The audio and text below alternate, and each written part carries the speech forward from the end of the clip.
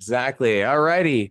Hi, everyone. Welcome again to, and for the first time, for the Klamath Film member meeting. My name is Logan Baldwin. I'm the executive director of Klamath Film.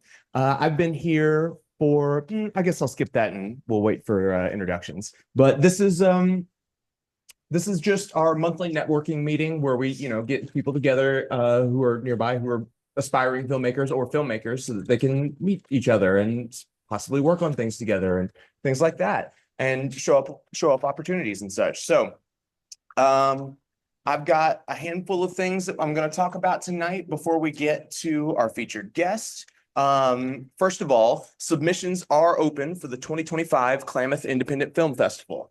That will run through January 1st. Sorry. That'll run through June 1st of this year. I was looking at the wrong date here. I knew it was a J one. And so if you guys have anything that you have made, it doesn't even matter the quality. If we've got student films that get entered and are awesome, and so just go ahead and throw it in there, and you could be featured at the Klamath Independent Film Festival. So let's see, we've got more details there on our website. That's going to be klamathfilm.org. So, the next thing I want to talk about is our Oscar-nominated short film screening. I've got posters. Finally, we've picked them up today. I'll hand these out at the end if anybody wants to take any with them. That would be wonderful. I've got 75 up that I've got to go and put up around town tomorrow. So any help will be appreciated. But that's a stable gun. Yes, exactly. Is it going to be at? It'll be at the Pelican on March 1st, Saturday. So next Saturday. So that'll be it'll be at 6 o'clock. I think that's actually not on the poster. I just realized that earlier that I didn't put the time on it. But if you scan the code, which I assume that you might, you know what I mean? No, you better add something to them. Well, handwrite it. Yeah, in Sharpie. I'll do my very best. Thank you. But anyway, so yeah, that'll be at the Pelican Cinemas on Saturday, March 1st. That's next Saturday. It'll be at 6 o'clock, and the tickets are $10 or $5 if you have a Klamath Film membership. So that'll be a lot of fun. The Oscar Shorts screening last year was my first event with Klamath Film, and it was so much fun.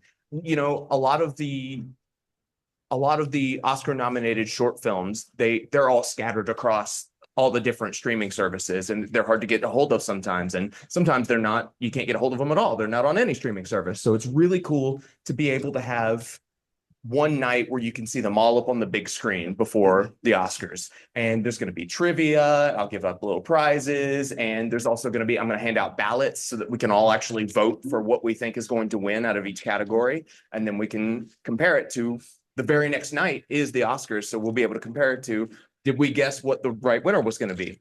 So that'll be a lot of fun. The next thing I've got on here is board members. We are looking for more board members. We've got 13 seats total, and I think only 9 of them are filled right now. So if you are interested in becoming a board member for Klamath Film and getting to dip your toes into everything that we do and having a say in all the things that we plan and all of our events and stuff, you are totally welcome, and you can email me and I'll send out an application. Let's see. And then next up, membership. So membership is $25 a year. I do it every single time. I always say $25 a month, but it's $25 a year. So it's $2.80 a month. Exact. Thank you. I'm not going to check that math. I'm absolutely not going to check that math. But it is really great because you get to come to these monthly meetings. You get discounts on all of our events. Just like I said before, it would be, $5 for a ticket. And then we also, my favorite thing about this is that we have thousands and thousands and thousands of dollars worth of professional filmmaking equipment that you guys can rent out for unlimited for the $25 a year. We've got everything from close. Checkout. Yes. But you might have to sign up. Exactly. So we've got tons of professional cameras. We've got 4K cameras. We've got lighting equipment. We've got audio. We've got everything. So if you guys are interested in filmmaking and making your own stuff, but you don't have the money to make it happen, we can absolutely help you out with that. All right. And then the last thing that was actually it. But our featured guest tonight is going to be Kif Sanborn, which is really funny because Kif and Kif, right? But his name is KIF, and we have the Klamath Independent Film Festival, KIFF. So just a funny little thing. I met him when I was working on Ernie and Emma, which was a Bruce Campbell movie that shot over the summer in Ashland. And he was our production designer. And he is a cool dude, but don't tell him I said so. And yeah, he'll be really fun to talk to. Production design, and he's got lots of. That's what the production designer do. Production designer is going to be in charge of things like what does the set look like? They're going to have all of the props. They're going to do the set dressing. Yeah, exactly. Saturday Night Live guy did that, the props. No. Tell me about it. Get you a microphone and tell me about it. Oops. After Saturday Night Live, they only had the 24 hours that existed on Hey, Sunday. Steven, can to you hear have us? Everything ready for the next Saturday. Yep. Right. Because can. the actors had to rehearse, everybody had to get in place. So he was Lost describing here. that like everything worked off like cocaine late. I'm sure. Yeah. So- The stories I've heard from like comedians about how grueling. Yeah, he said That is- Saturday Night Live was like savage to work at. So and Steven, they would say get something these for us, props just to and they would test. have to like run around the city and find them. So Testing, that was a testing. good Oh, guy to no. have here. I can hear Know you. that story. Can you hear me? Did anyone watch the Hello, hello. 50-year anniversary this week? No. I can hear Yeah. you. Can you hear me? You mean movie we saw? Oh no, it's Saturday Night Live. Okay, had one more their time. 50-year anniversary. Oh, no. I Steven? just see the. I can hear you. Can you hear Perfect. me? Yes, Yeah, absolutely we TV can. That's always playing them. Perfect. Great. I Fantastic. only watched the weekend update. Oh yeah. We usually watch through the weekend update. Those guys are always reading the, Oh my, so everything good. they're always throwing zingers So out. good. I love the roasting. It's the best. And when they do the joke swaps, oh my God, so good. Good. We're still recording. Fantastic. It'll be fun to edit later. Good deal. All righty. So we got a few minutes before Kif joins us. Before we get started with introductions, I figured we can waste a little time and talk about the things that we've been watching recently. So I'll start so that nobody's put on the spot, but then we'll go this way around. So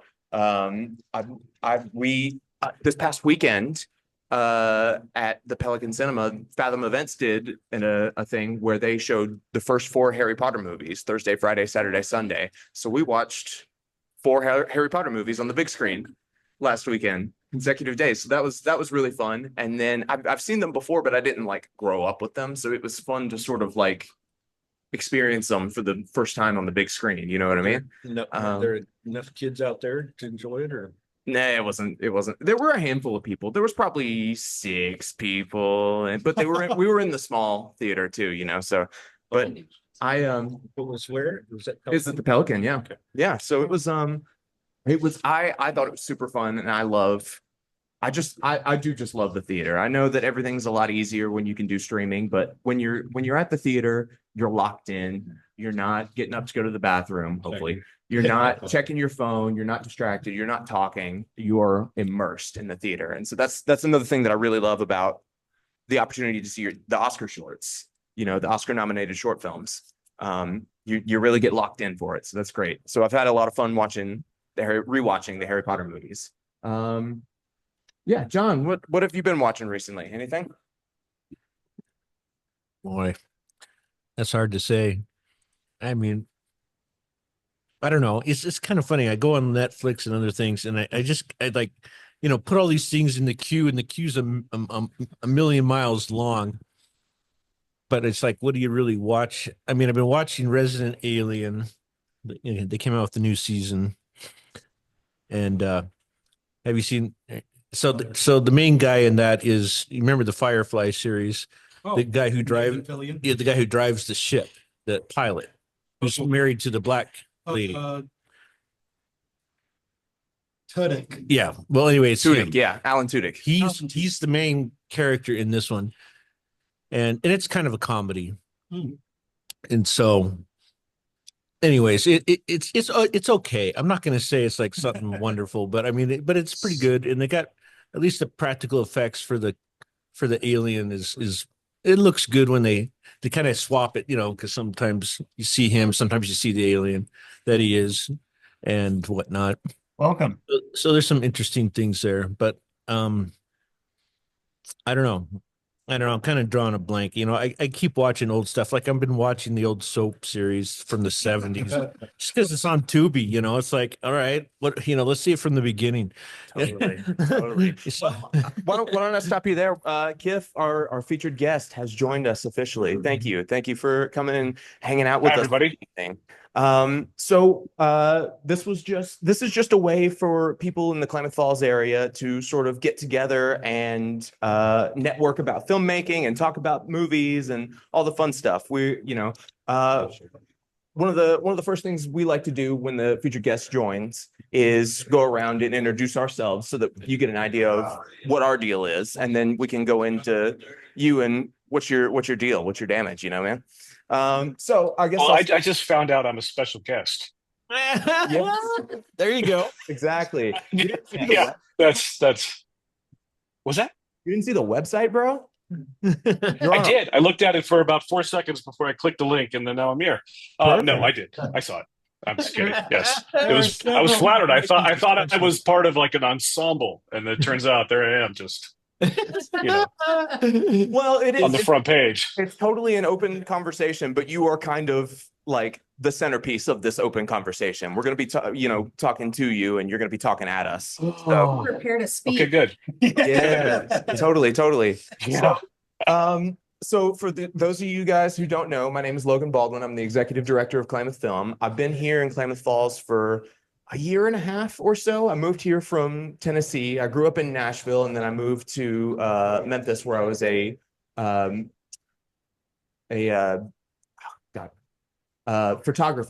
product photographer for TJ Maxx and Marshalls for a handful of years. And then I also have an associate's degree in video production. So that's me. And then we moved out here a year and a half ago because my wife had graduated law school and she didn't quite have an idea of what she wanted to do. And she was looking around at jobs and saw a job out here in Klamath Falls where she could be a law clerk. And we learned that there's a huge lack of legal professionals here in Oregon. So it was kind of no contest. She was incredibly qualified for the job, and we got out. We're married. We don't have kids. Let's do something crazy. Let's move to Klamath Falls, Oregon, and here we are. So that's a little bit about me. John, would you like to introduce yourself a little bit? Yeah, John Sketch Dad. Just been with Klamath Film for a number of years, but haven't had time yet to do any filmmaking, dang it. But our last director, he'd always ask, what have you been making lately? And I'm like, nothing. So I finally said, okay, if I'm going to make something, I really would, if I wanted to make a movie, I'd make a cyberpunk type movie or, dystopian future kind of thing. And so and I've got In a few years. What's that? Oh, yeah, right. We've been living it For the dystopian future in a few years. Yeah. Yeah.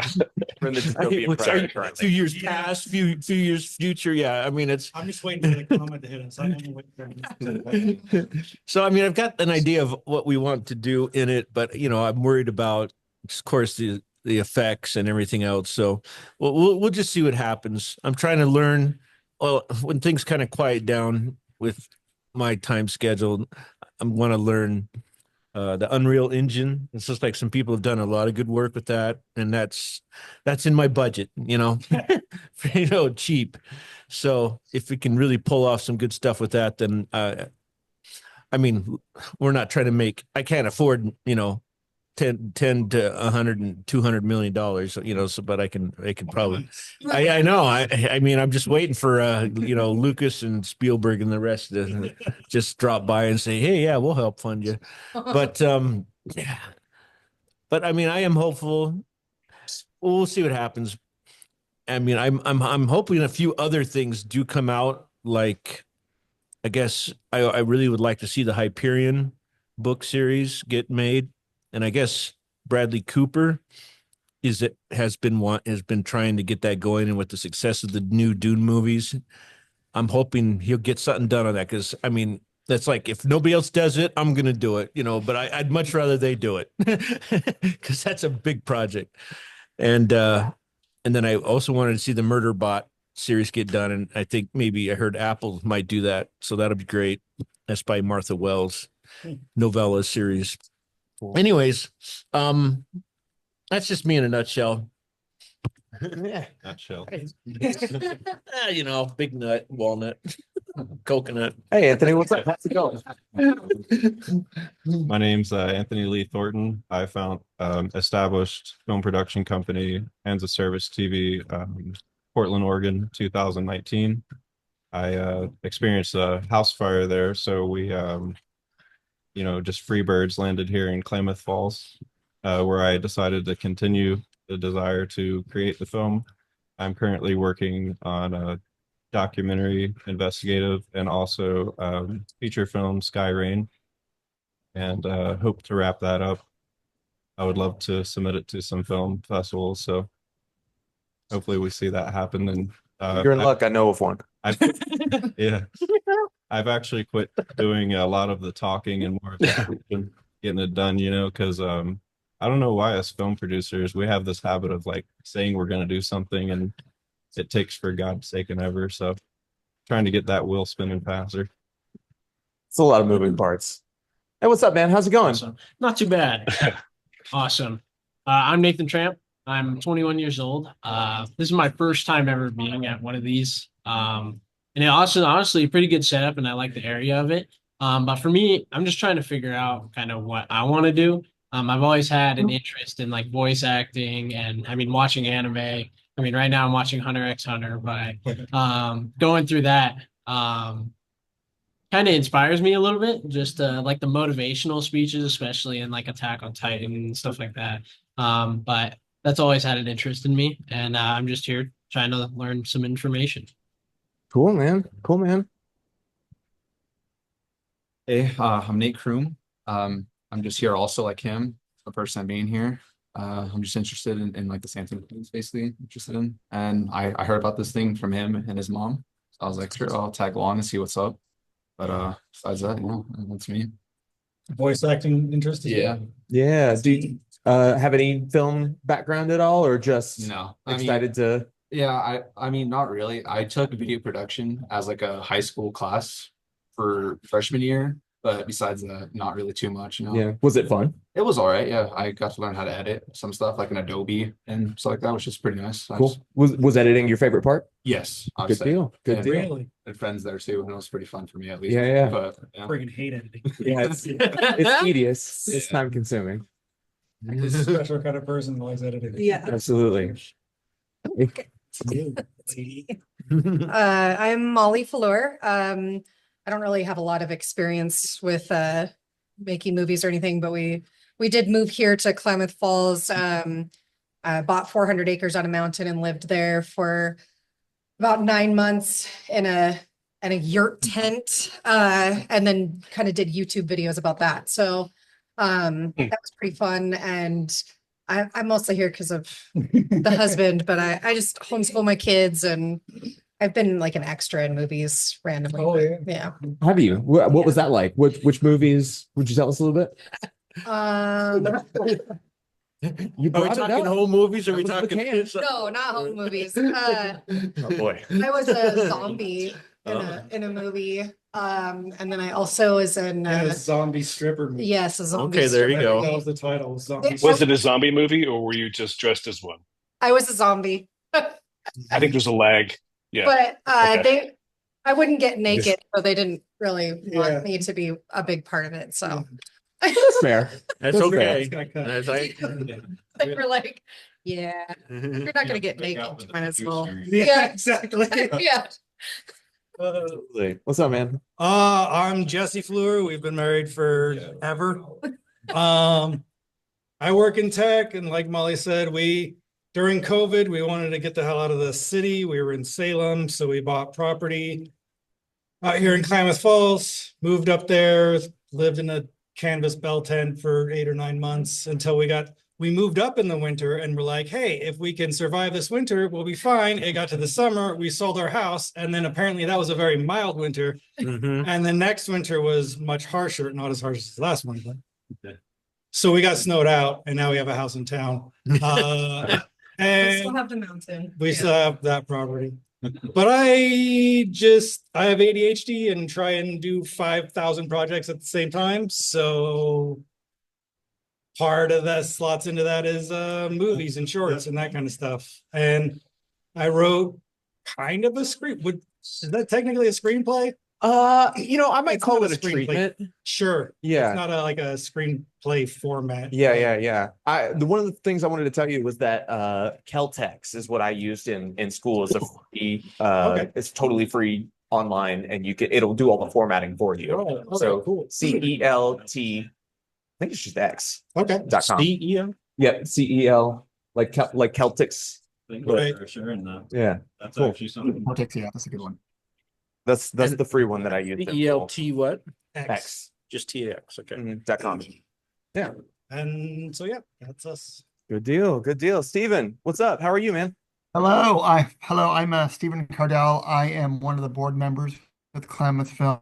I am also a professional location scout and manager, originally from Los Angeles, working in television and feature films and commercials, and have since landed in Southern Oregon. I'm over here in Grants Pass. And um, basically, uh, I love film and I hate Hollywood. So, I'm reinventing myself in this new environment as I'm transitioning into, doing my own thing rather than working for someone else. So, and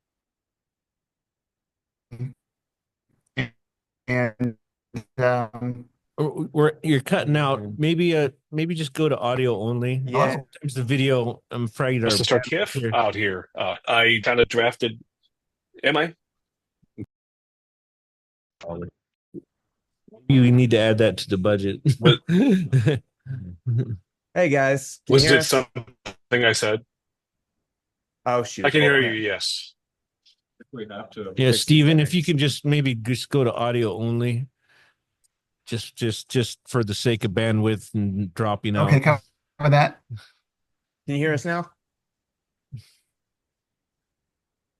Let's test the. Oh no! Yes. Backwards again. Doesn't usually help. Yes, it does. There we go. All right. 4 times. Can you hear us now?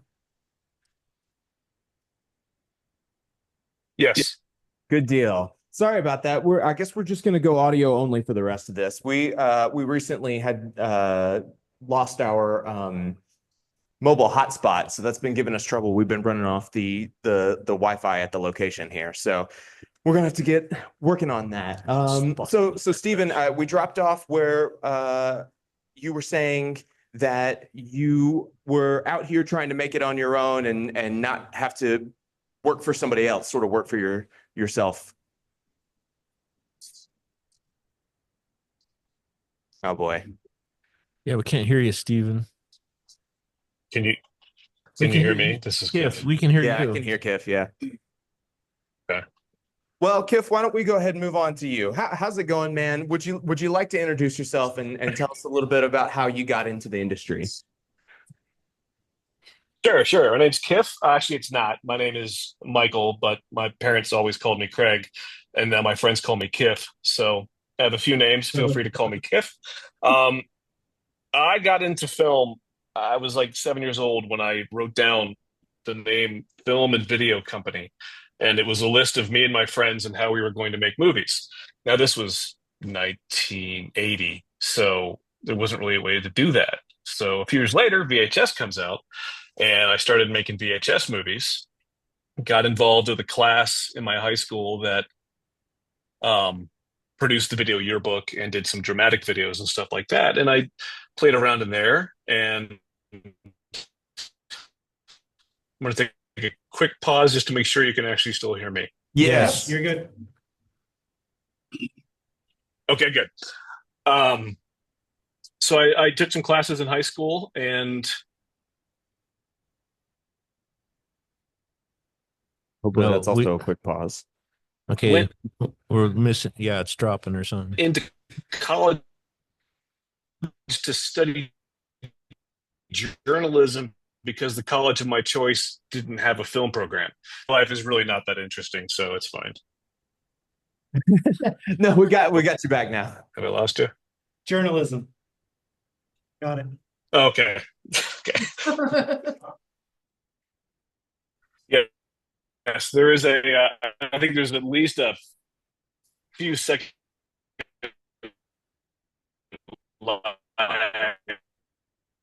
Yeah, it's on my side. it's lagging. It doesn't work. We don't. Okay. Yeah. Sorry. No, we can you're going in and out. I don't. I'm sort of at a loss here. I reckon we'll just keep trying. Well, we might try to. Jeez. Okay. Which service do you have? I have Starlink with it on there. We might hold on a second. We might try to switch to one of our other devices. We do that?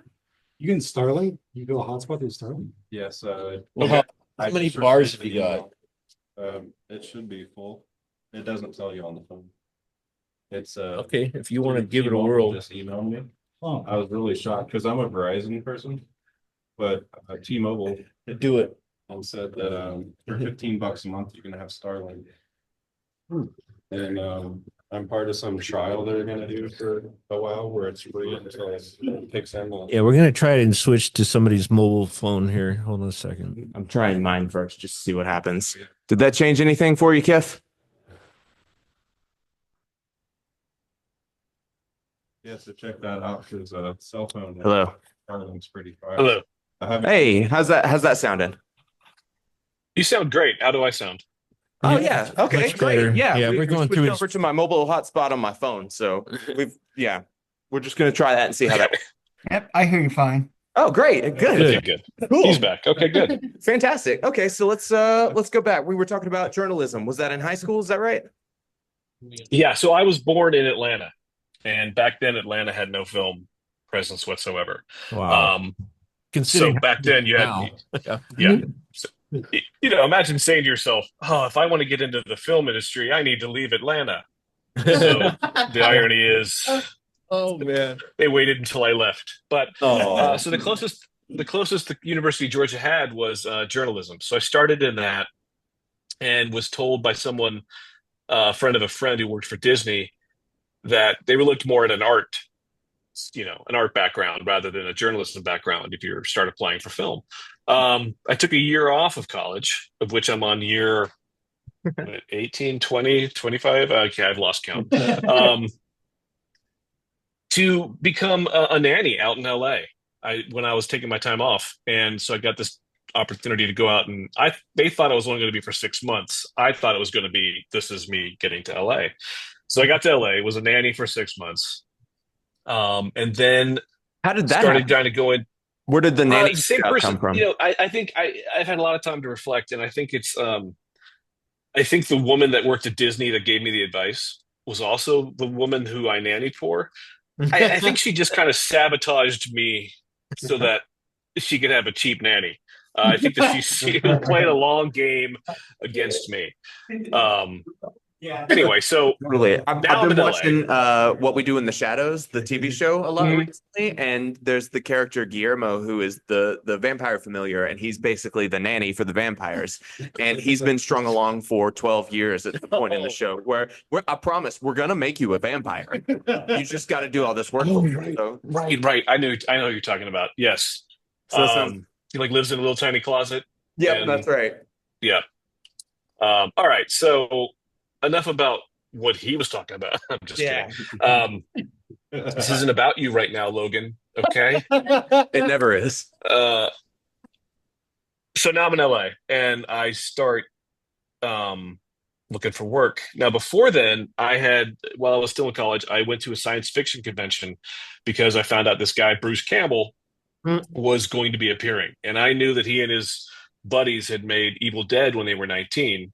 And so I was 19 at the time. I was like, well, maybe I can learn about independent filmmaking through him. Maybe he can tell me a few things. So I bounced a check to get into this convention up in South Carolina. And Cool. I meet him and I hand him like basically a resume and a demo reel of the stuff I did in high school. And he's like, what is this? I was like, it's just my stuff. I'm interested in film. He's like, well, what do you want to do? I'm like, I don't know, whatever, which is a really bad way of answering that question, by the way. So just say, no, whatever. I'm not really particular. So now I'm in LA. And by this point, Bruce had actually called to answer some of the questions that I had in my cover letter. And so we had kind of kept in touch. And then as coincidence would have it, my first job as a PA was in a movie he was in. Wow. So it was called Assault on Dome 4. I'm sure none of you have heard of it. But it was one Assault on Dome 4. Okay, Assault. A real sci-fi movie classic. Anyway.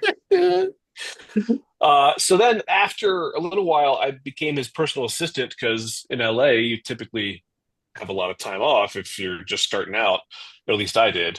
And so I picked up that gig and then started helping him sell some of his books and also start up his website. And so I kind of started going back to that art degree where I was like, okay, now I'm doing graphic art. And so I ended up doing more graphic art for him until I ended up just kind of becoming his indentured graphic artist. So I've been doing that for a few decades now.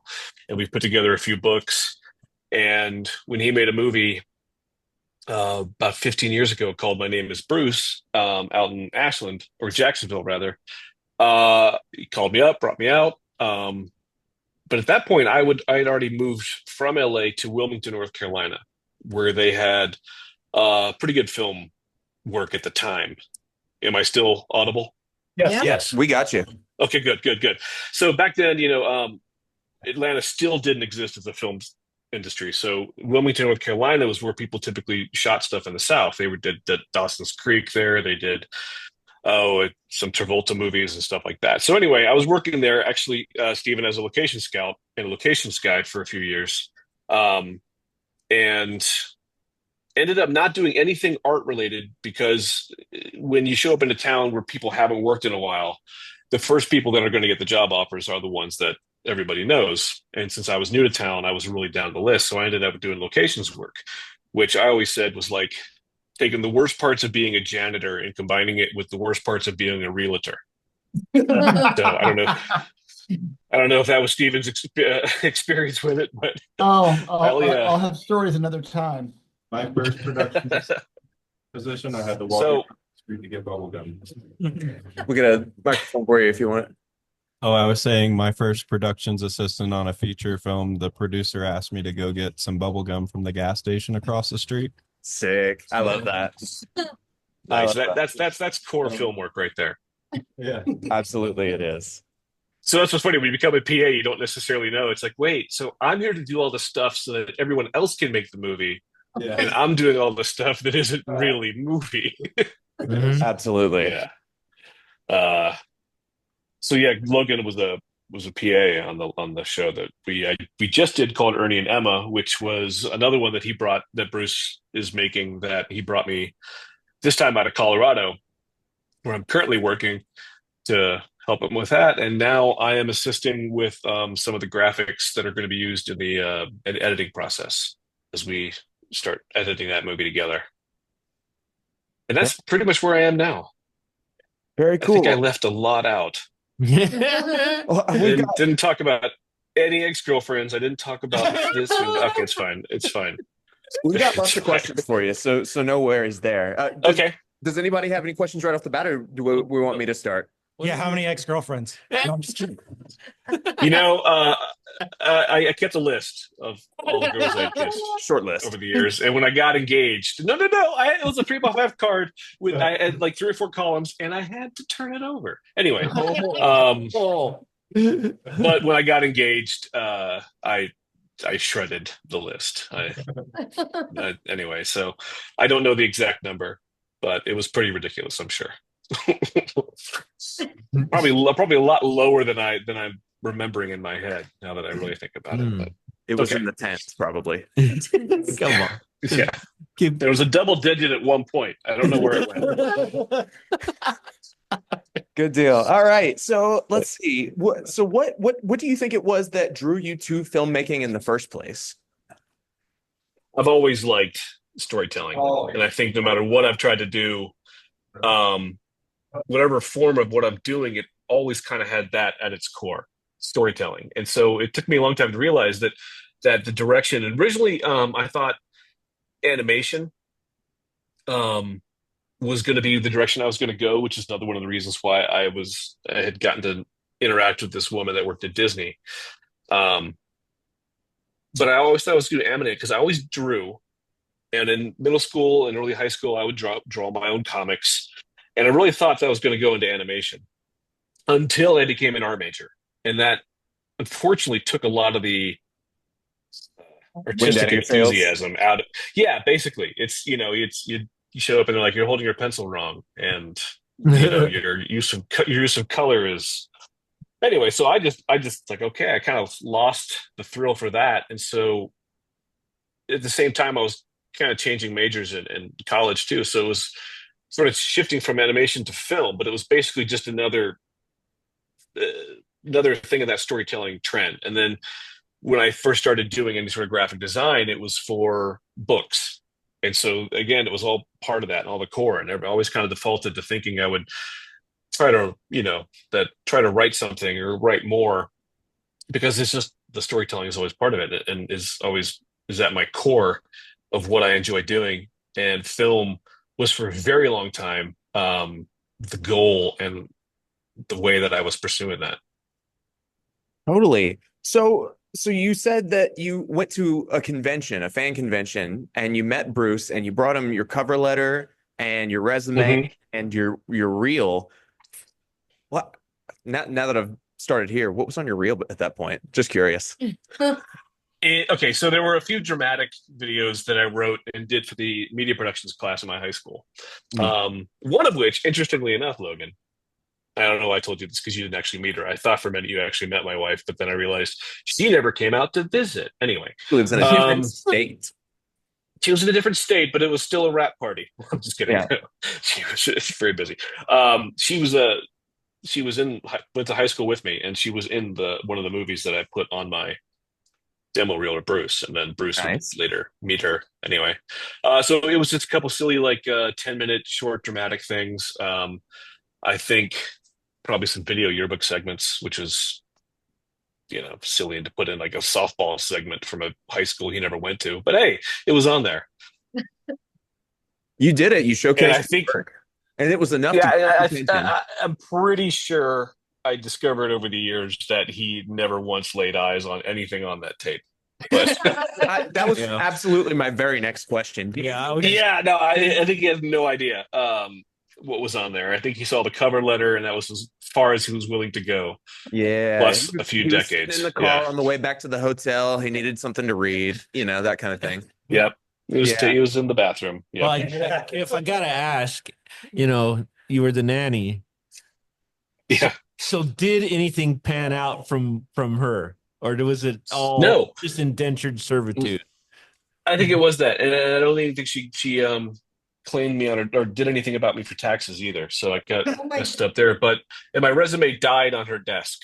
Yeah. Gotcha. And she was, she was an executive. She probably knew some people. And I was even looking for anything. Back then, you would say, I'll start in the mailroom. Mhm. Kind of saying back then really makes me seem old. Now that I think about it. Back in the late Hey, you work for back in the late Transformers. 20th Sorry, century. LaBouffe. You mean like an email room or? Yeah, we would monitor the server basically. That's the so we did. So no, but no, nothing came out, and I think that she was a pretty selfish person ultimately.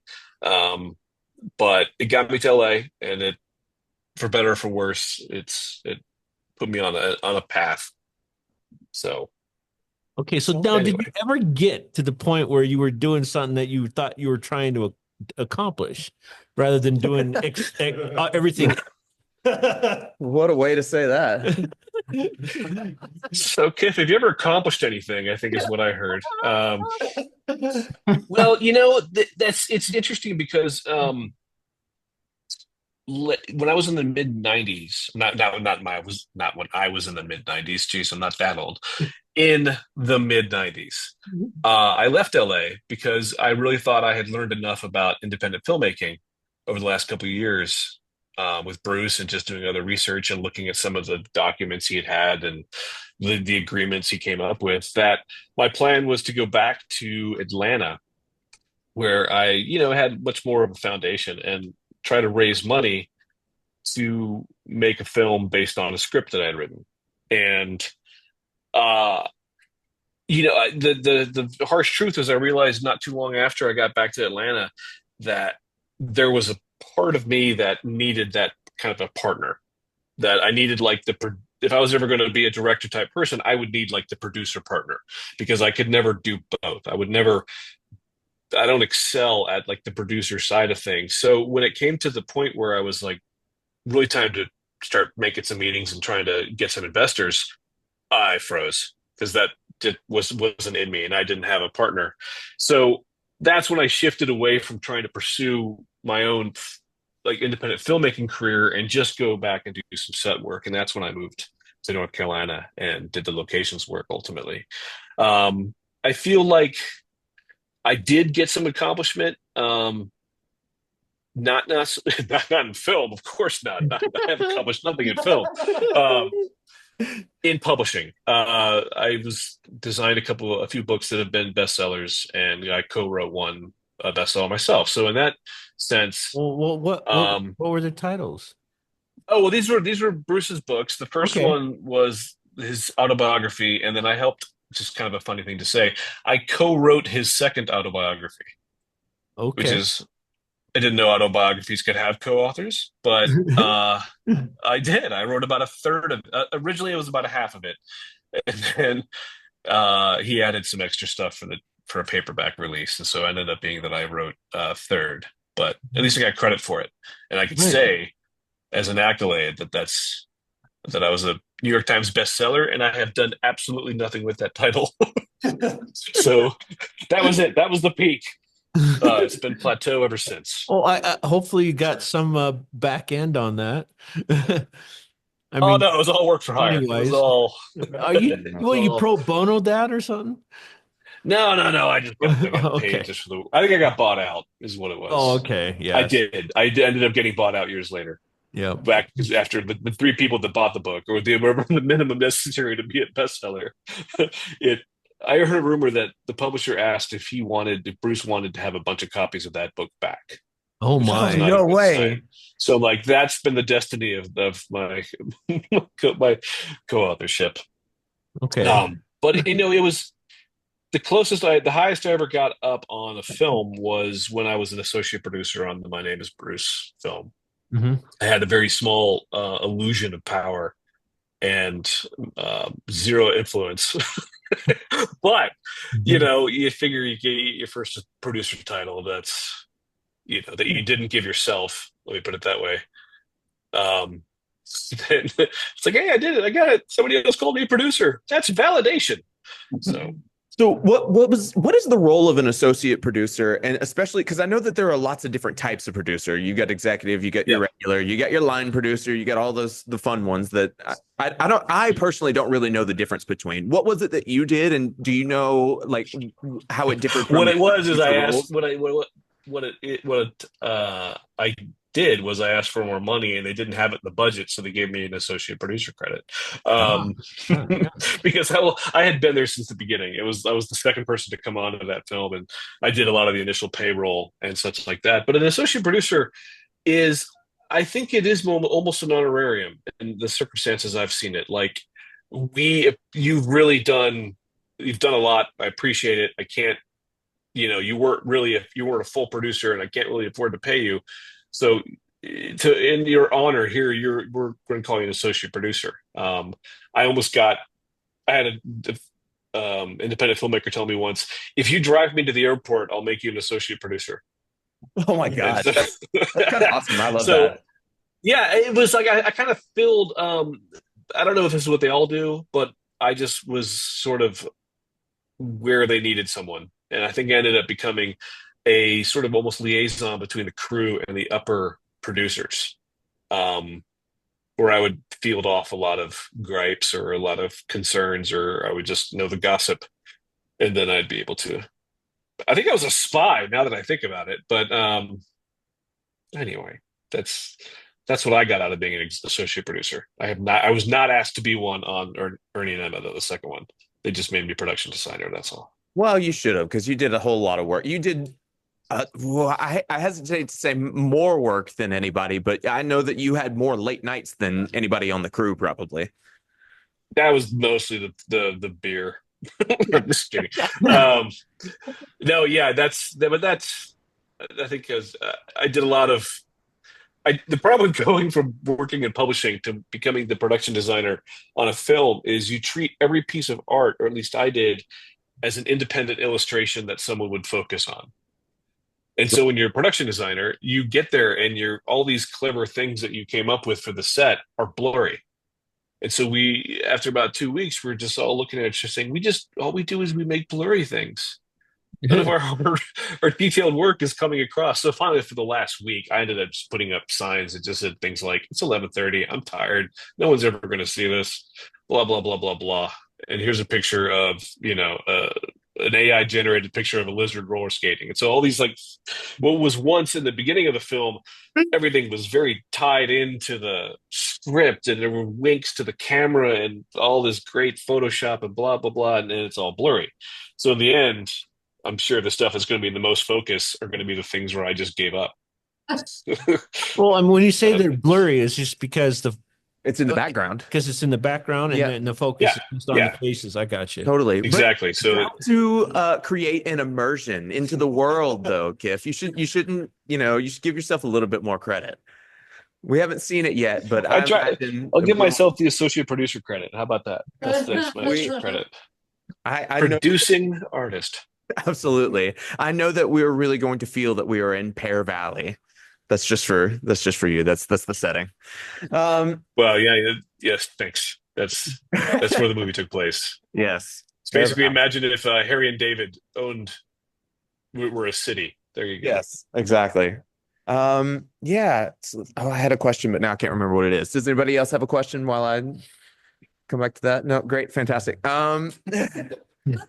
Let's see. So, how much for a movie poster? Do I? What? Hey, Kiff, what is your rate for a movie poster? What is my fee? Is that what you asked? Yes, for a feature film movie poster or the cover. I would have to revisit all that, actually. I haven't done a price sheet in a few years, and inflation has gone crazy. Off the top of my head, I don't know, but I'll get your information from Logan, and I can see what I can come up with. How many eggs will it take for you to Photoshop a Yeah. I bought a 12-pack of eggs today. I felt talk about, but I went to Kroger today. Fred Meyer, it's Kroger in Tennessee. You Southerner. Yeah, that's man. I'm from Tennessee. And they had 0 eggs whatsoever. So that was Gotta go to Thunderbird, buddy. Yeah, I know. Just gotta get a rural neighbor. Yeah. So, Yeah, location that's- scouting. that's- You and you spent some time location scouting. What and Stephen, please feel free to chime in on this. What is it?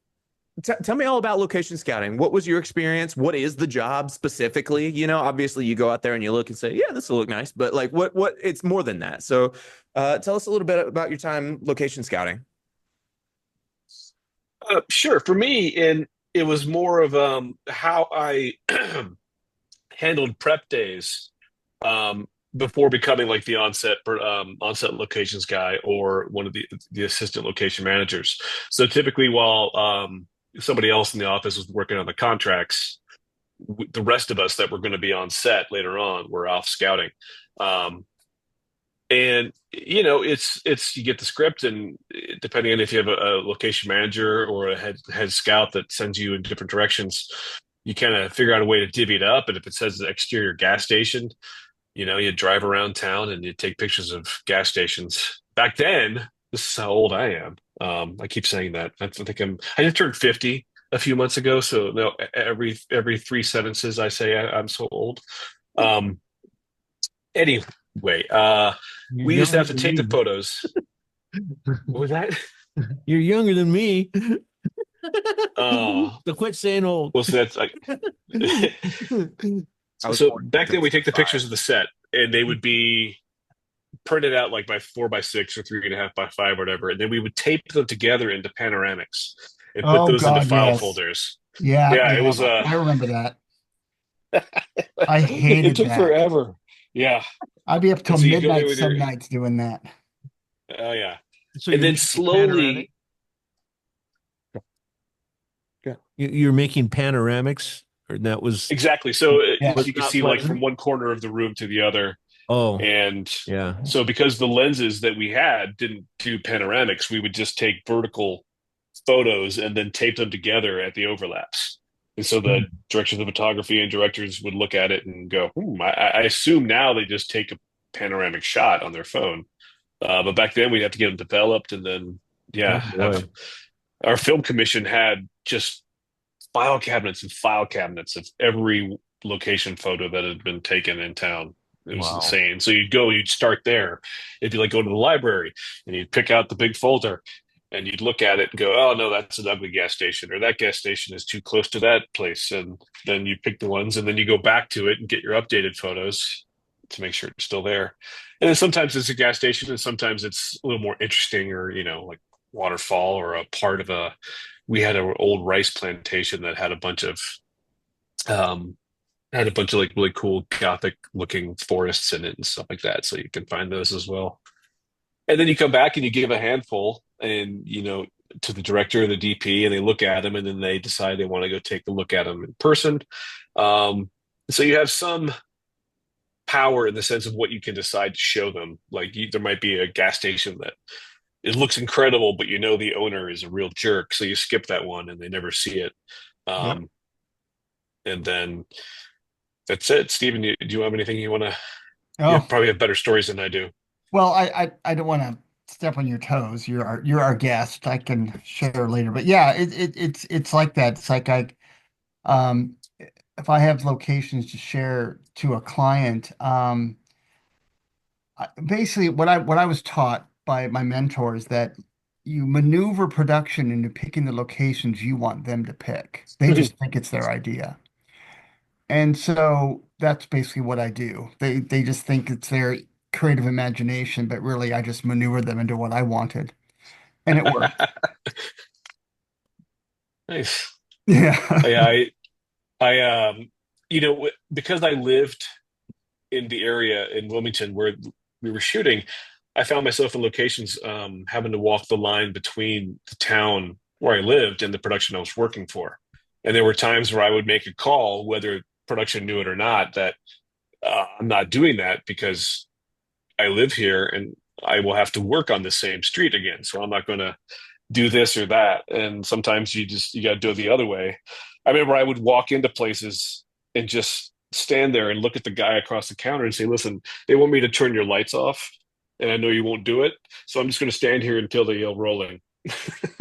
And then, but you wait long enough, somebody will come up with a different solution. So I'd have to Oh. make sure that I protected the town from the production, but still gave the production everything they wanted. It was sometimes a tricky balance. Well, yeah, I like to say that I'm the one person on the crew that gets to tell the producer, no, you can't do that. And I really enjoy that part of the job It's true. You're not permitted. because I don't care. And the first word I ever learned in my life was no. So I get to use it and get paid for it. I'm all about that. Nice. Fantastic. So that was when you were in North Carolina that you were doing the location scouting? Yes, sir. So I have a note on here that I think you haven't mentioned yet so far, but you also did some corporate work for Adult Swim. Where was that? What was that like? What were you doing? That was back in Atlanta. So Okay. right after My Name is Bruce, I was about to move up to Portland, when I got an offer to do work for a video comedy site um, called Super Deluxe in Atlanta, and that folded quickly because they spent way too much money and they didn't have enough. They didn't have enough viewers, and the corporate couldn't figure out how to process that, so they canceled the whole thing. So I only got laid off like 3 or 4 times going corporate. But after that, because we worked basically next door to them, is the team over at Adult Swim, which is Cartoon Network's. I'm sure most of you know probably. Sort of more adult-oriented cartoons, animated, sometimes live action stuff. So they had a website and they wanted me to be their video producer. So I did that for a few years and scheduled, actually not less than a year now that I think about it. So I scheduled all their videos and, made sure that everything was like programmed and to spec and yeah. Ron, It was fun, but unfortunately we then moved to Portland, so I had to leave that job. But Well, what were some of the titles you got to work on? Do you remember? well, it was not. I didn't so much for Adult Swim or just in my life. Yeah, just in the Adult Swim area. This was around the time that this was before Rick and Morty, so they had a bunch of stuff. They were still doing a lot with Aqua Teen Hunger Force. They were at Squidbillies. They were still milking Family Guy for as much as they could. And yeah, so this would have been 2008, 2009, whatever they were doing then. I'm not even sure what they're doing now. It's been a while since I've watched, just because I don't have any sort of like broadcast TV to watch, so everything's streaming. Right. Right. I think But that was right in that era of milking Family Guy, because it's been 25 years or whatever for Family Guy. So And Robot Chicken. Robot Chicken and Yeah. Rick and Morty is, I think on the outs, but it was massive for a few minutes, Oh yeah. Well, there was always Ren and Stimpy, but I know that wasn't Adult Swim, but that was definitely a. It would have been if it had been a few years later. I'm sure yeah, it would have been. They would have found their way there. That was a good one. Yeah. Let's see. So, production designer. You were production designer for Ernie and Emma this past year. What Yes, sir. did that include you doing? We talked about, you're setting up everything for everybody, you're setting up for everything to be blurry in the background. You did you did some Photoshop, you made some photos. Tell me what all it sort of encompassed. Well, sure. On the one hand, I continued graphic design duties of it. I don't think typically a production designer would be doing all the graphic design work, but small film. So I did that as well. It starts with looking at the spaces that we choose for locations, and then figuring out we weren't building any sets, so I didn't have to like really come up with something out of my head and design a Gothic castle or something like that. It wasn't really that interesting. It was, okay, here's this room of the Elks Lodge that we're filming in today. We need it to look like it's a jazz club.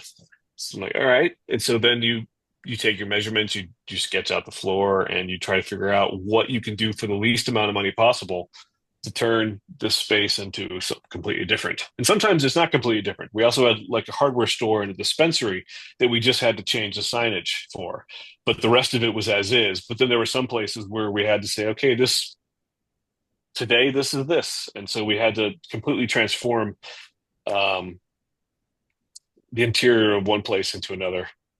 And so Right. it's all about coming up with like, yeah, exactly how do we do that? And then I also worked closely with the set decorator, the prop master, and the art director.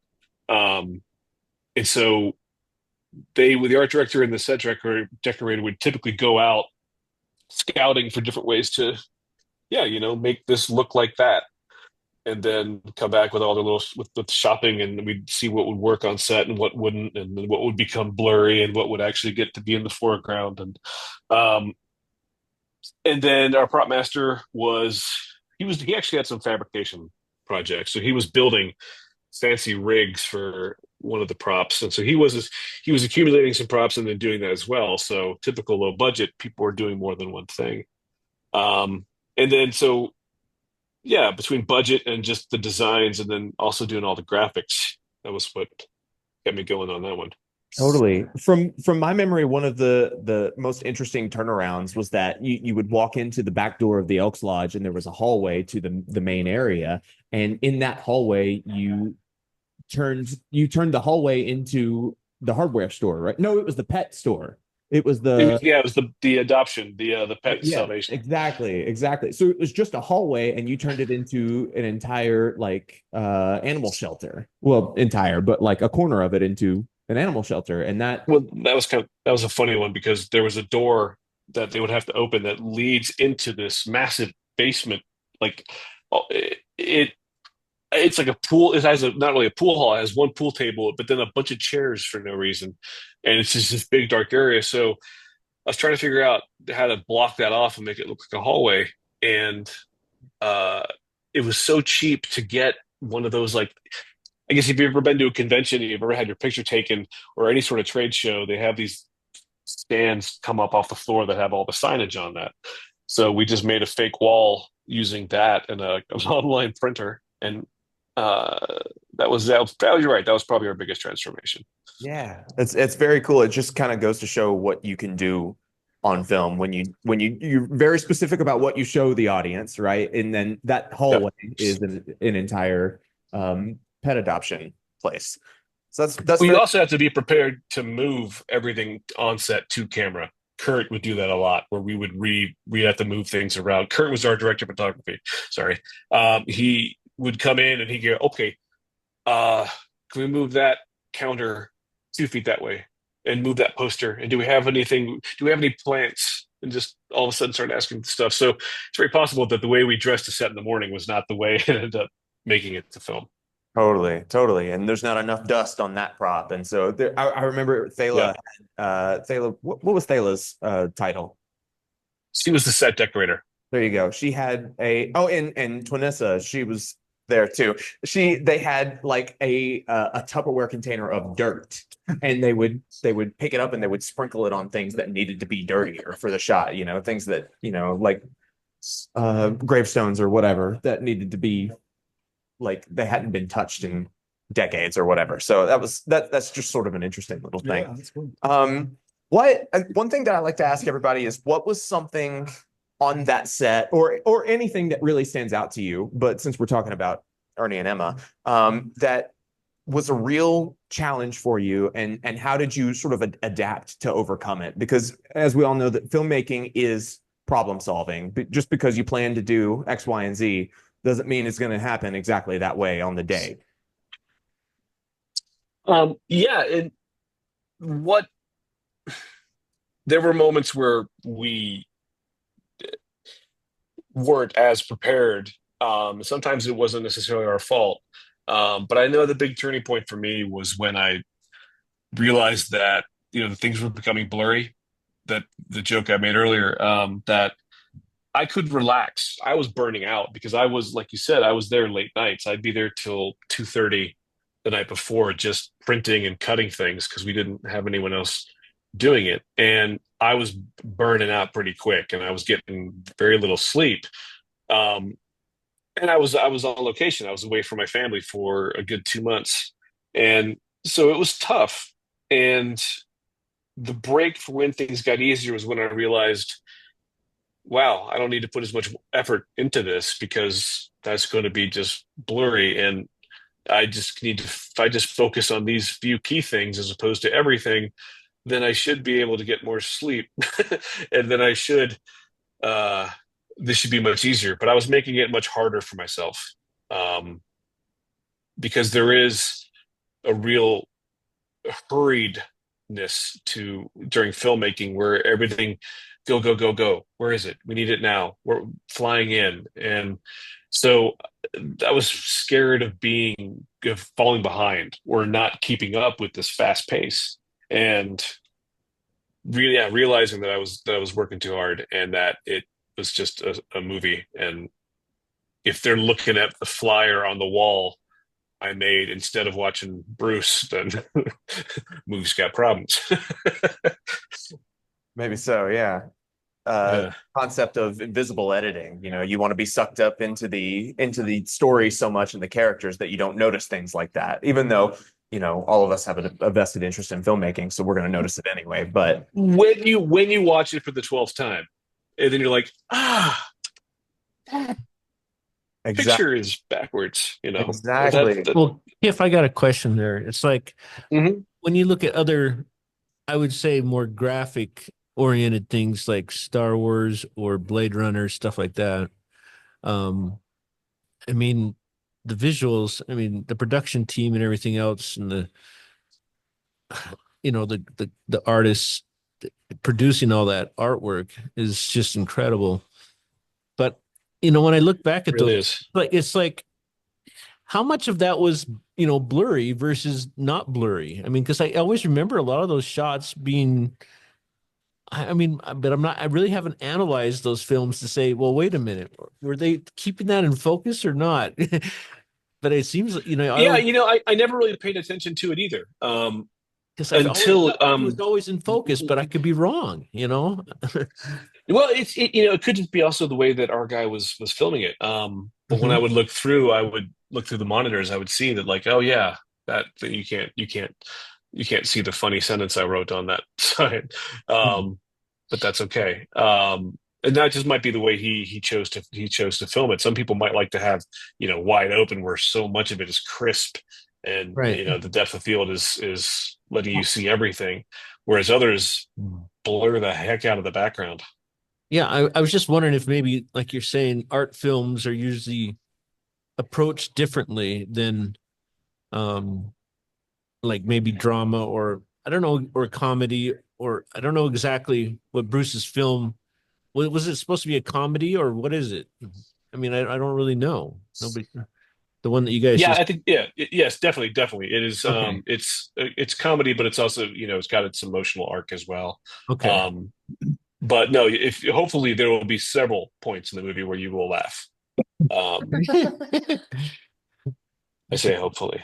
But yeah, but it is an interesting thing, because it seems like when they're more drama, it's more blurry, right? Because they just want to focus on the characters. Whereas maybe in some of these other films, you have your characters, but they're in this universe, so you want to show the universe that they're in. I don't know. That makes sense. It's just an interesting. Yeah, I'd buy that. I didn't know if Yeah. you were on other projects where they were focusing on different aspects or focal lengths or something.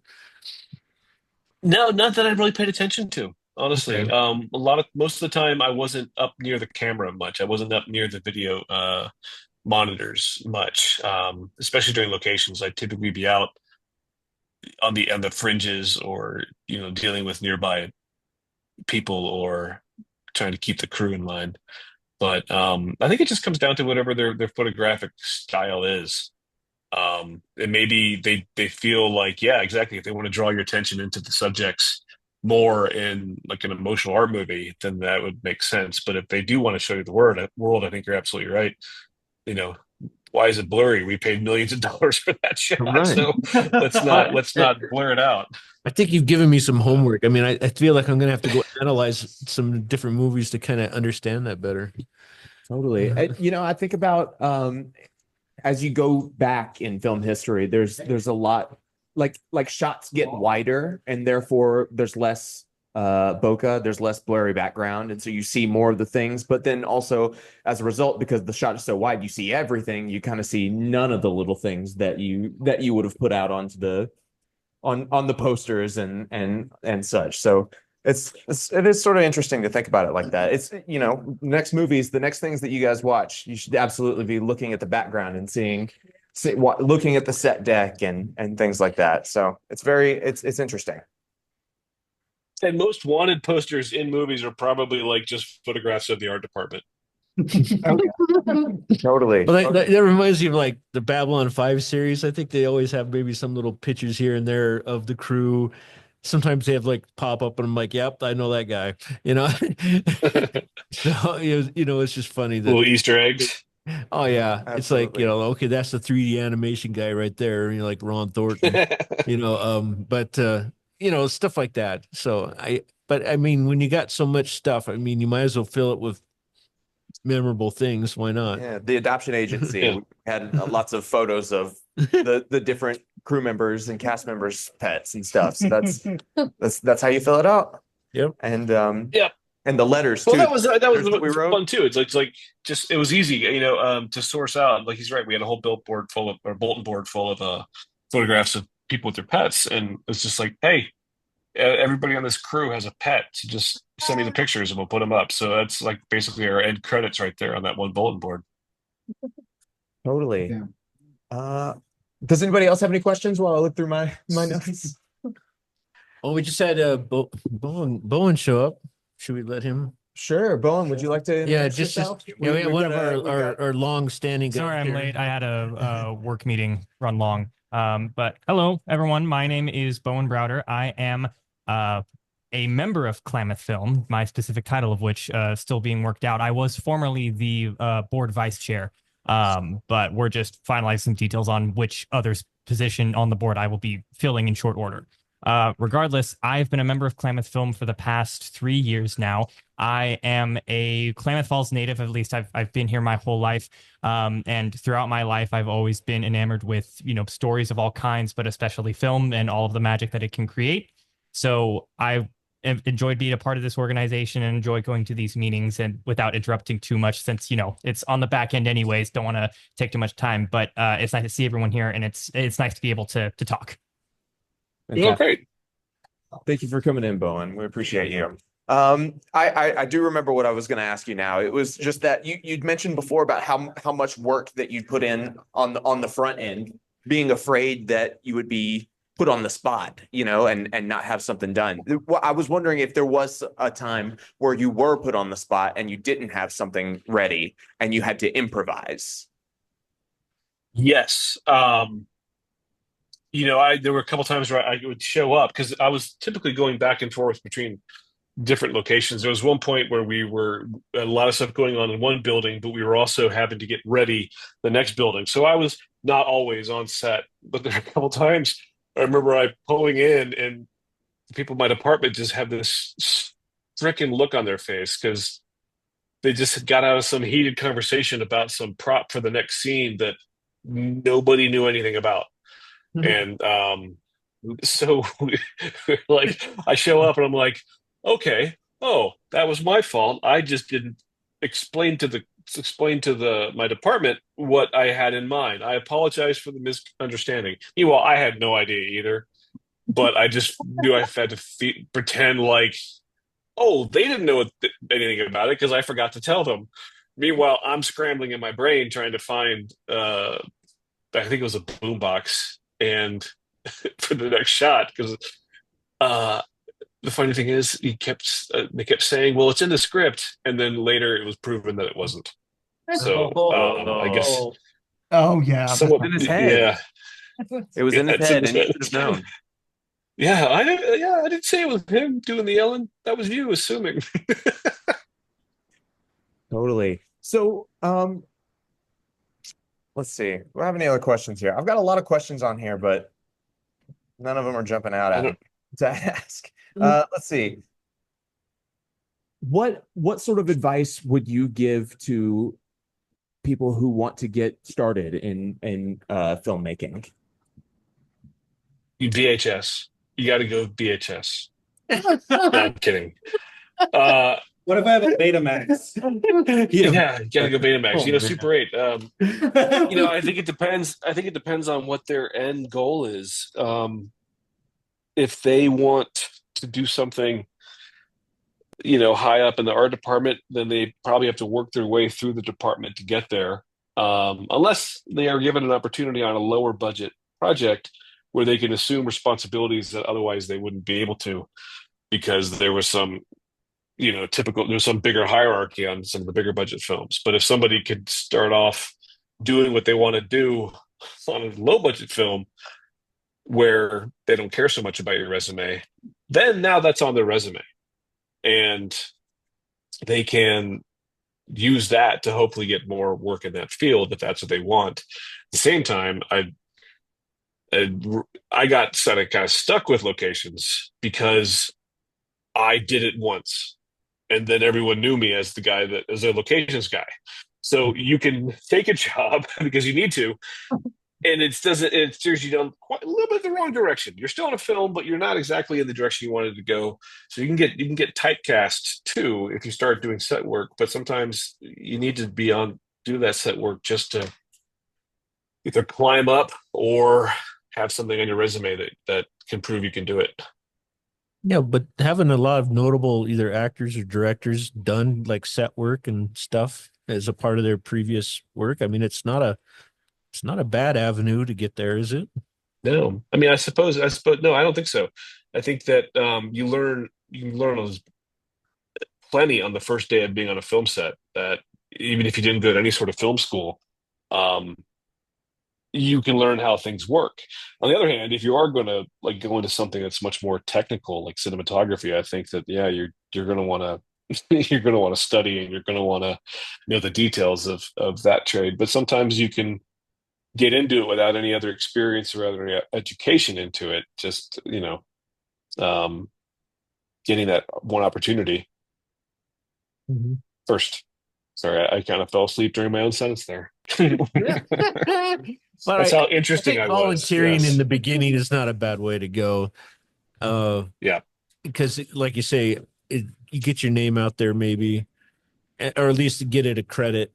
You just kind of build your portfolio, your resume a little bit. Get your foot in the door. Yeah. So yeah, it's just like, don't be afraid to, just help out just for the credit. Yeah, absolutely. That's great. Because again, once you get that first credit, then it's there, and people say, "Oh, you've done this before," or "I know you from that." Yeah, and a lot of it is who you know too. I think if you impress somebody on set, that person will call you again and again, and you'll just keep working because the people you work with like you and see that you do a good job, and that can carry you a long way. Because especially if it's like a department where you're in good with, like, say, the location manager, then chances are whenever that location manager gets a job, they're going to call you to be part of their department.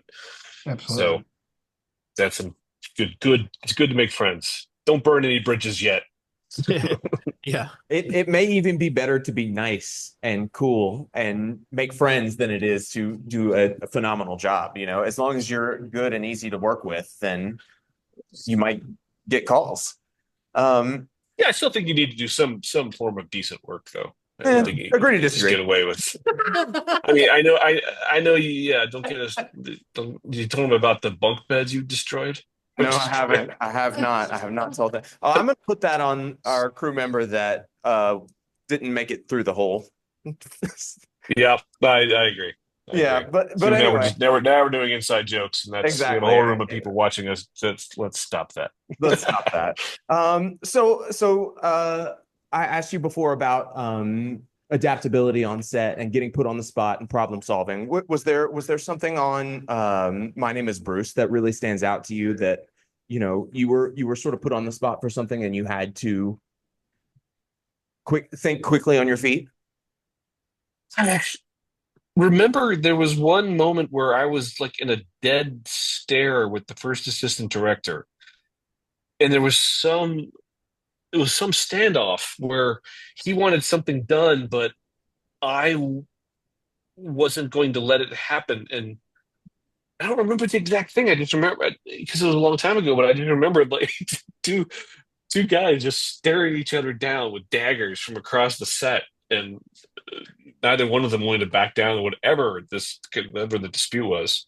But I mean, I survived it. I don't know if I won, but that was. But that one was just kind of beyond that. It was about adaptability. That one just what do you need right now? Okay. I mean, there was a point where somebody got their tire off the road and it brushed a tire, and I tried to fix it with bubble gum and pine straw, and it was just you had to adapt. You had to get creative. Bubblegum will do a lot for you. On the topic of writing, you co-wrote Bruce's autobiographies, which is once again sort of a funny oxymoron. But what is the process of what is it like a shadow writer? Is that what it's called, or ghostwriter? No, this one I got full credit. It wasn't a hidden writer. I started off with I interviewed him as part of prep for the book. Like I would just come up with a bunch of questions and he would talk and we would record it and then we transcribed it. And then from the transcripts, I started putting it into like a rough form. And that's when I think he was just like, you're already basically writing it at this point. And so that's why most of the earlier chapters are funnier because I wrote them. But sorry. Yeah, so no, it wasn't a ghostwriter. My name is on the cover, and I'm sure there's a lot of people that they will do that. They will interview someone and then they'll write based off the interviews and say that the other person wrote it. I'm sure that happens quite a bit. But no, in our situation, he did the first two books, he did all the writing, and then the third one was the collaboration. Hey, Kiff, I got a question for you. Sure. Did you build or write anything on his website, Bruce Campbell's website? Not for 20 years, probably. Okay, I was asking because the last page is hilarious where you email him, where he says, really? Call me for weddings or all that. Yeah, that was a good one. Oh, that's funny. I don't think I did that one. I'll have to darn it. He got a laugh on his own. Oh no. Somebody else got a laugh that wasn't you. Come on. He didn't steal my joke that time. No. That kind of covers all the questions that I have written down for you. Does anybody else have any questions? Yeah. Okay, Kiff. So all this is behind you. What do you want to do, or what's next, or that you'd like to do? Honestly, I think I'd like to do one last stab at writing before I get a real job. Well, I think I have one last try in me. I had sent things out in the past, and they had, whether it was to a publisher or like I sent some stuff to Dark Horse Comics once, and it's just you only get sort of passed on so many times before you really start to lose your confidence in that. But I figure I got one more in me before I officially give up on this thing I'd wanted to do since I was 7. Well, now I figured I'd give it a good 43 screenwriting, years. right? In this context. No, well, not so much. This was it's moved on to more the novel thing. I think this because then the screenwriting would require a whole level of gosh. I hadn't even prepared mentally for that possibility, but so we'll just say novel for now. Okay. Oh, so now what genre are you looking at that you would want to do something in your novel? I like the idea of young adult. Two of my favorite authors who are no longer with us were Douglas Adams and Terry Pratchett. And okay. I'd like to do something along those lines where it's sort of adventure humor, if you will. Right. I don't know if that's a real term. So something like that I think would be a lot of fun to work on. Something with some mild world building would be fun too. Right. You talked to me before about like a fantasy novel. Was it a novel or was it like a kid's book that you were writing? It was young adults. Adult? Yeah, the middle school age probably, because that's what my daughter is now. Um, yeah, no, so that was definitely in there. There was going to be adventure humor in the high fantasy setting, and I'm still tinkering with it from time to time. It's gross. I have a very gross analogy that I'm going to use because why not? To me, I always found writing was like either it's constipation or it's diarrhea. It either nothing comes out or it all comes out. And so writing just goes in like phases like that. You'll be very productive and then, for a week and then absolutely accomplish nothing for a month. So it's up and down. Interesting. Is that the last stab that you were referencing before? Yeah, I think so. I think I'm try to see this one through and fingers crossed it'll actually get published and then I can look at this as the next evolution of this storytelling career that I've been pursuing for so long. Yeah, totally. Well, Yeah, So what's your day job these days, Kiff? graphic design. For advertisement or for what? No, just freelance. I do Okay. just some books for some people, and then I got some more projects with Bruce that I'm working on. And plus, I'm helping out with some of the editing or the post production work on Ernie and Emma. So I've got some of that stuff going too. Yeah, But what's your work in post production like right now? well, like when we shot buildings that didn't have any signage on them, I'm going to be putting the signage on digitally, that kind of stuff. Sure, Okay. sure. Yeah. Whether now he wants to. You talked about learning Unreal, and that made me think about how, yeah, I'm having to learn some 3D stuff right now too because they decided they want one of the signs to be neon, which means I have to make it into like 3-dimensional bulbs. So wish me luck. Oh, very If you see a shot in the movie that looks completely wrong, it's probably a neon sign built by a charlatan. What sort of programs are you using for that?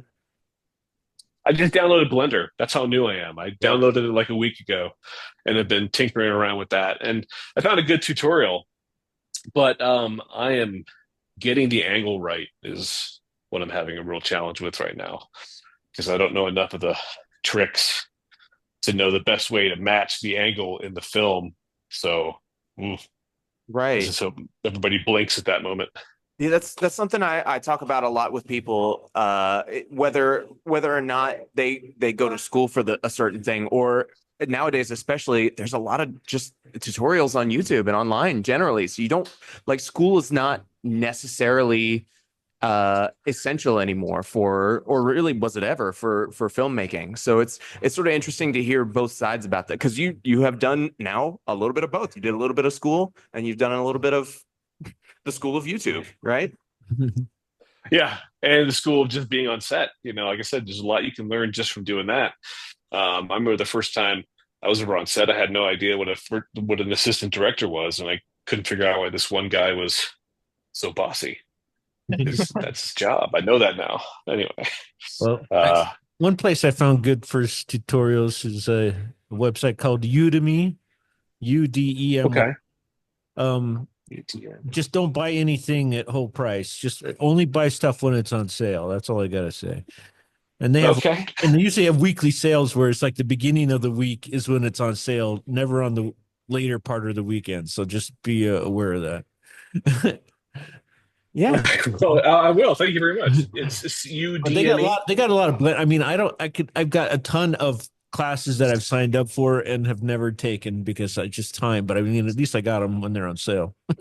I think I have one from somewhere about designing an app during that 1 week of my life where I thought I was going to write an app. There you go. Yeah. If you're looking into neon signs for Blender, look into curves if you have not yet already. All right, thank you.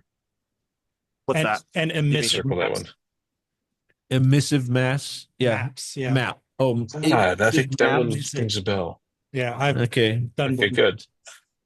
See, Logan, this is working out for everybody. Exactly.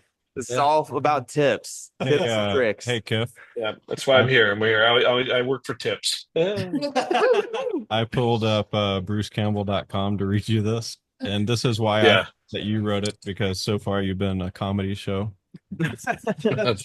This is Bruce's contact us page, and he said, and a little FYI, comma, Bruce does not do weddings, funerals, store openings or closings, senior proms, phone messages, happy birthday, Christmas calls, personal meetings, graduations, or car washes. I thought you wrote that sentence. I have never seen that before in my life, but Hilarious. kudos to whoever did. That does kind of sound like him, though. So even if it wasn't him, they captured his voice. That's actually one of It's snarky. Yeah, it is. Yeah, that's actually one of the two ways that I got my job on that movie. Is that, you know, I learned about it through the Filming in Southern Oregon group that is on Facebook, and it's on groups.io. And then so I replied there, but I also went to his website and went to that exact page and emailed him through that. So I don't know which one got his attention, but I mean, if you're interested in contacting him, apparently he looks at them. So take a look. Show up outside. yeah. Absolutely. What else you got? I got. I think I might have a story or two left, but I'm also getting dry mouth. Hey, Kiff. I haven't. Brenda, yes. So one of my questions about the film poster is, are you pretty much free to go after they tell you about the film, or you read, you know, over the script, or how does that work? How much input from like producers, directors, all that do you have into the poster itself?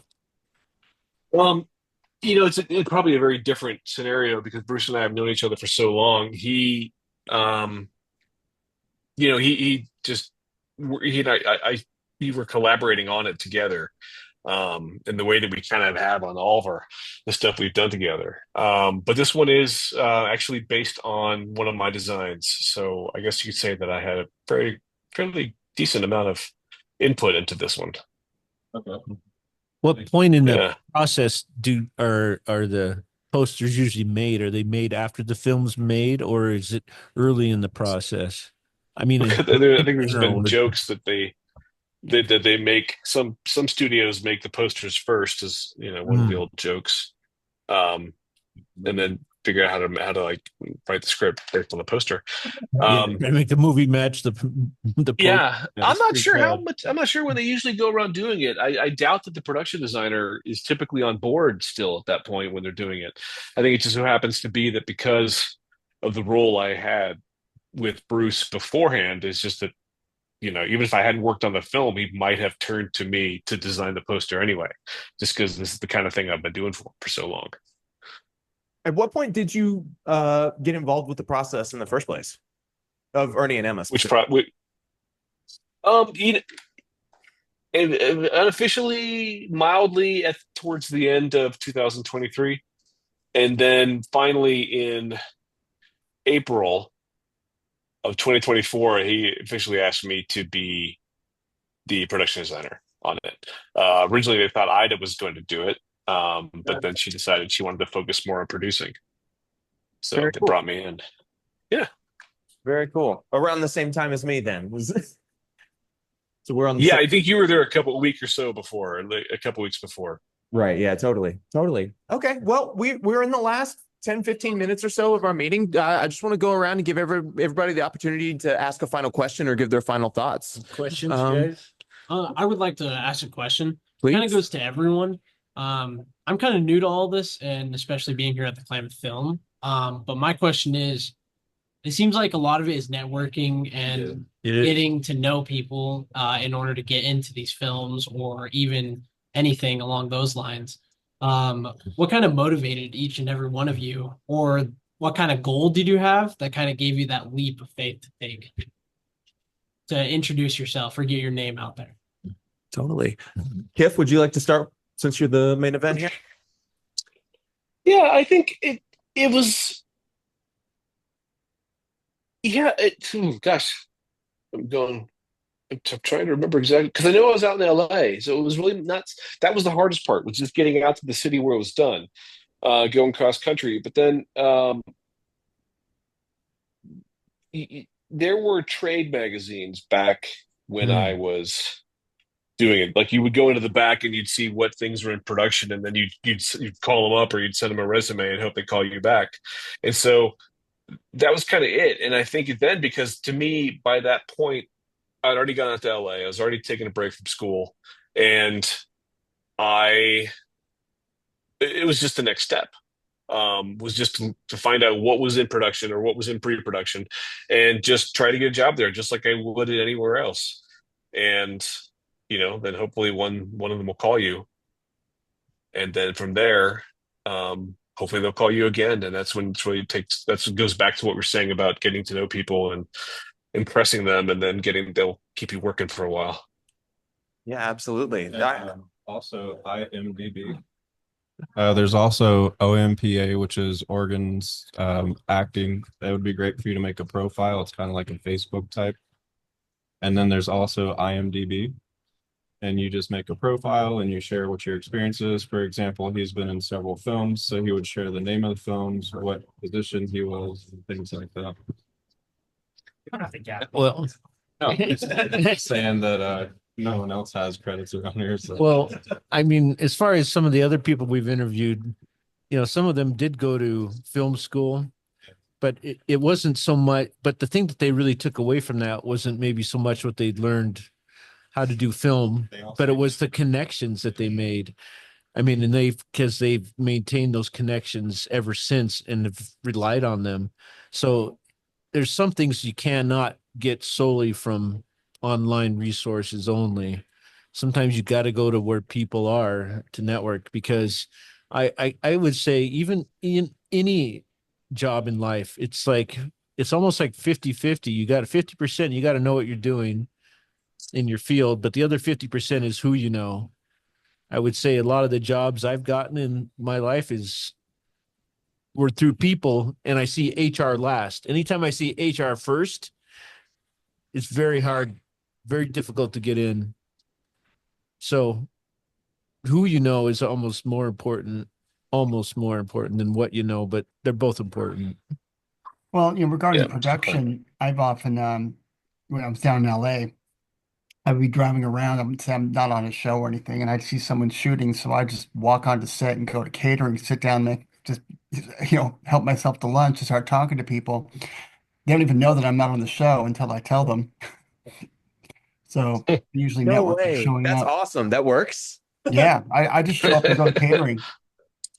And I grab the call sheet to see if I know anybody on the crew, and if I don't, then I'll go and introduce myself or just say hello, or if I do know people there, I'm just go there for a free lunch and just hang out for a while, and then I'll get a call from someone saying, "Oh, it's good to see you. Oh, by the way, I have a commercial next week. Are you available?" Yeah, okay. Well, that's awesome. Actually, I really love that. It's all about confidence. You could just walk into a room and Yeah, I mean, yeah, it's really fun. I mean, when early in my career, I would never do that. Now I just walk onto any set. I don't really care, and I just act like I'm running the show, and people think that I am. I'm just there for a free lunch. That's awesome. Well, I mentioned earlier already how I sort of got on board with Ernie and Emma working on the Bruce project. It comes straight from this too. When we moved out here in August of 23, I learned about Klamath Film. I started coming to the meetings in probably November or something like that. And then 2 months later, there was a change in leadership, and they asked me. They knew that I didn't really have anything going on at that point in time. I was a trophy husband, and they asked me if I wanted to be involved with this. And the more involved I got with this organization, the more opportunities come up. I know that Anthony has gotten several opportunities, or at least one big one, right? Right. By the way, that just got released in Albuquerque, New Mexico. Right. Yeah. It's already been submitted to the KIFF, the KIFF, Klamath Independent Film Festival. So fun little thing there for you. But yeah, so it's stampede happening behind us. Yes, there's absolutely a stampede. Every week. So there's Gotta get a room down. So just getting involved, and I know Bowen, how many projects do you think that have come from specifically from Klamath Film? that you've been involved almost with? all of them. Yeah. In particular, I don't mean to hijack No, please. your time, but specifically just with the variety of projects that I've been able to be a part of, a huge nexus of it, of course, was Klamath Film, and the root of that is to answer the functional side of your question first, of like, how can you get into the industry? Some of the best pieces of advice that I've heard is that a lot of the times the people who get the most successful aren't like, I come at it from the acting standpoint because that's what I'm most interested in. A lot of the actors that are able to make it pretty consistently, of course, some of them are able to make it when they have like the art degree or like the theater degree, but a lot of them just have a background in business, or for the idea of knowing how to sell yourself, how to market yourself, how to engage with people and advocate for your own skill set and abilities and willingness and enthusiasm to engage in these sorts of creative projects. And it's showing that of one, developing your skill set, having a skill set available, and then knowing how to display it and show it off to people and sell yourself in that way. And a huge part of it too is, of course, confidence, and then soft skills as well, of having both the initiative and persistence, and I could say affability to reach out to these people, even if it feels like a long shot, or pursue these opportunities of just throwing your hat in the ring and seeing what comes back. And that's another big point too, is in entertainment, it is known just as being cutthroat, but it's the idea of you are going to be rejected somewhere, some way, some when. And that isn't even a knock against you. It's just how the industry works. So the first step as well is, it's how life works. And that the 99% of the time, nobody's ever saying no to you because they don't like you. It's just that something else came up, or something more compatible happened. So to that end of having that willingness just to throw yourself into the pit and see how far you can crawl back up. It's like, I'm making it sound very draconian, but yes, that Well, idea. If I can jump in, I want to mention regarding that is, one thing I learned from an old colleague of mine who's now retired, and he said to me, every no is one step closer to yes. Yes. You know, at Kirk's line, I like Hollywood is the boulevard of broken dreams. Yes. Yep. Absolutely. So it's to that, or I guess it's the big thing too, is that I wouldn't even want to make it some big grandiose thing, is that like, oh, it's this wonderful practice in stoicism of just being able to take like rejection. It's more that it's going to be a fact of doing any sort of work in this industry and like life in general, but especially this one, wherein opportunities come and go like the wind. The other expression that I've heard is that opportunity is a bus stop or a train station. And really it's that point of when the train comes rolling in, it's only there for like 10 or 15 minutes. And whoever is able to get on that train are the ones who are prepared to take it. Of like, do they have their bags ready? Do they have everything in order? Do they have like all of their ducks in a row? All of that. So having that willingness to get on the train is one, and then being ready to do so and having the right luggage is important, not to extend that analogy to its fullest limit. On the other side of it too is from the personal side of it, at least with my own feelings towards it, of getting into something like this, of any art form, but filmmaking in particular, at least in my own thoughts, it's rooted in the idea of there are stories everywhere still waiting to be told. So there are infinite opportunities to go and create and tell or retell stories, because that's the other point too, is that after a certain point of consuming enough media, you can realize that so many stories, like no one's ever created an original idea until they do, but it's a matter of chasing the things that create meaning for you so that you can also create that meaning for other people. I like that. Yeah. Great. Well, any more questions before we wrap up here? Any final thoughts, Nate? Not good. Good. I'll say I think you answered the question. Cool. Fantastic. Well, thank you for having me. Absolutely. Thank you so much for hanging out with us for a little bit. It's been It was fun. I'm glad to to hear from you again. Now, we got Kif? Do we got your contact info, or Yeah. how do we get a hold of you? Logan has all my stuff. Yeah. Okay, Yeah. great. I can absolutely. Yeah, that was nice. It was really nice meeting you guys. Yeah. Everyone. Fantastic. Yeah, Well, pleasure. thank you. And thanks for listening. Yeah. Thank you so much. And it's been fun to talk about movies with you. Yeah, we look forward to your All right, guys. when you get it done. Yeah, Yes. totally. Well, thank you very much. I appreciate that, and your movie as well. All your movies. Bye, y'all. Thank you all very much. Thank you. Thank you. Thank you. But just